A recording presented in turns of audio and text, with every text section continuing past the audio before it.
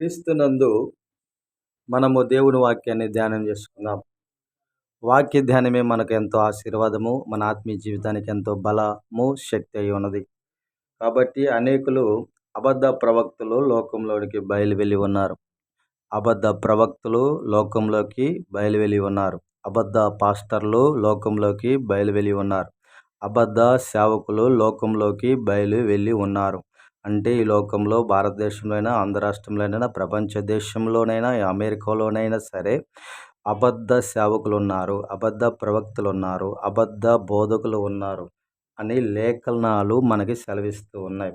అబద్ధ సేవకులు, అబద్ధ ప్రవక్తలు, అబద్ధ పాస్టర్లు అంటే వీరు దేవునికి శత్రువులే. అలాగే విశ్వాసులకు శత్రువులే. వీరు పరలోకం పోయేవారిని పోనివ్వరు.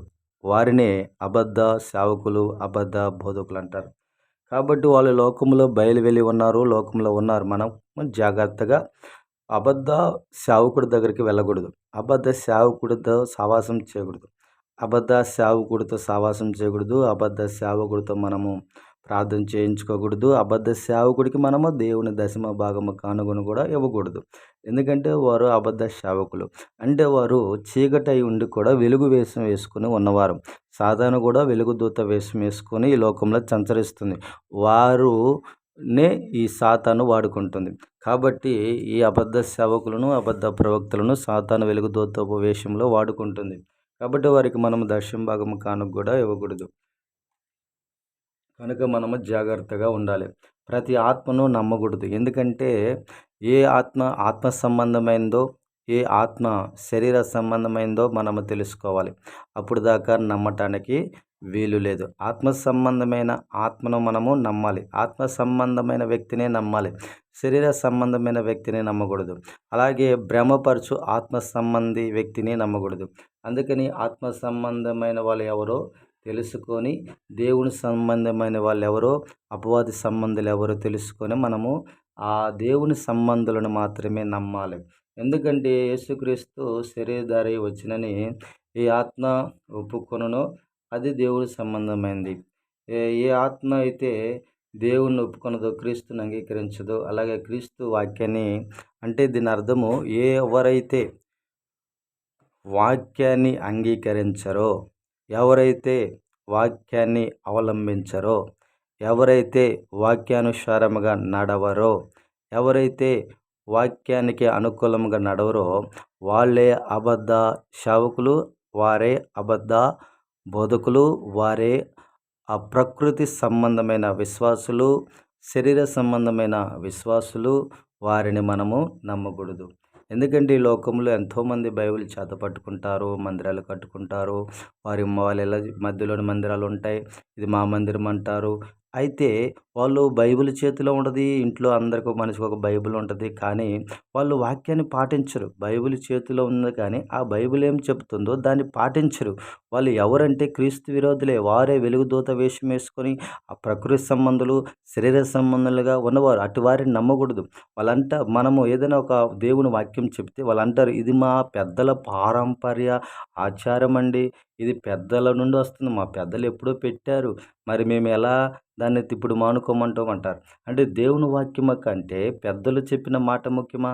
దేవుని మాటే ముఖ్యము, దేవుని ఆజ్ఞే ముఖ్యము, దేవుని వాక్యమే ముఖ్యము.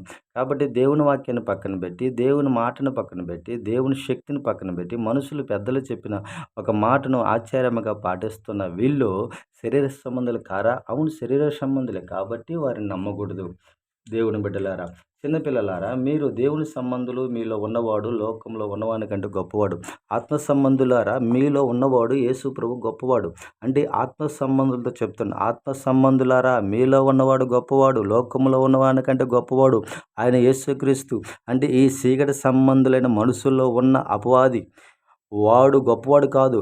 ఆత్మ సంబంధి అయిన నీలో ఉన్నవాడు గొప్పవాడు. కాబట్టి యేసు ప్రభు నీలో ఉన్నాడు, ఆయన గొప్పవాడు. అది నువ్వు తెలుసుకొని, ఇంకోటి, యేసు ప్రభు లోకాన్ని జయించాడు. మీరు కూడా లోకాన్ని జయించాలి. అందుకని మీరు లోకాన్ని జయించాలంటే ఆత్మ సంబంధులుగా ఉండాలి. ఆత్మ సంబంధమైన విశ్వాసం కలిగి ఉండాలి. ఆత్మ సంబంధమైన ప్రేమ కలిగి ఉండాలి. ఆత్మ సంబంధమైన దైవభక్తి మాత్రమే చేయాలి. ఆత్మ సంబంధమైన దైవ సేవకుని వెంబడించాలి. ఆత్మ సంబంధమైన మందిరానికి వెళ్ళాలి గాని శరీర సంబంధమైన వారిని వెంబడించకూడదు. ఎందుకంటే యేసు ప్రభు లోకాన్ని జయించాడు. మనము కూడా లోకాన్ని జయించాలి. మనం ఈ లోక సంబంధులము కాదు. ఈ లోకం మంది కాదు. ఈ లోక పద్ధతులు, లోక ఆచారాలు మనవి కావవి. అవి సాతాను తంత్రాలు. వాటిని మనం జయించి దేవునికి అనుకూలస్తులముగాను, దేవునికి సమీపస్తులముగా మారాలి మనము. ఎందుకంటే దేవుని సంబంధి అయిన వాడు దేవుని ఎరిగిన వాడే. దేవుని ఎరిగిన వాడు దేవుని మాట వింటాడు. దేవుని ఎరిగిన వాడు దేవుని ఆజ్ఞకు లోబడతాడు. దేవుని ఎరిగిన వాడు యేసయ్య చెప్పిన ఆజ్ఞలు గైకొంటాడు. ఎవడైతే దేవుని ఎరగడిన వ్యక్తి అయితే ఉంటాడో వాడు దేవుని వాక్యాన్ని పాటించడు. వాక్యానికి వ్యతిరేకంగా జీవిస్తాడు.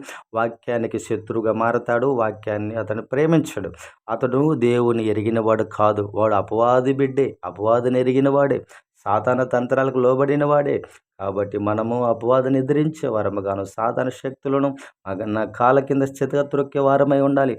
అపవాదిని జయించాలి. నువ్వు అపవాదిని ఓడించాలి. నువ్వు అపవాది తంత్రాలను ఓడించాలి. ఈ లోకాన్ని జయించాలి. పాపాన్ని జయించాలి. జై సింహాసనమైన యేసయ్య సింహాసనం మీద నువ్వు కూర్చొని ఆసీనుడు కావాలి. నీవు కూడా జయించాలన్నమాట.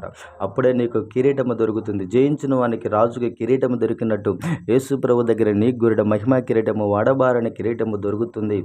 అక్షయ కిరీటము దొరుకుతుంది. కాబట్టి జీవ కిరీటం దొరుకుతుంది. లోకాన్ని జయించాలి. అప్పుడే నువ్వు ఆత్మ సంబంధిగా నువ్వు జీవించాలి. కాబట్టి మన ప్రభు అయిన యేసుక్రీస్తు ఎవరో తెలుసా? సత్యస్వరూపి అయిన ఆత్మ. మన దేవుడు ఆత్మస్వరూపి.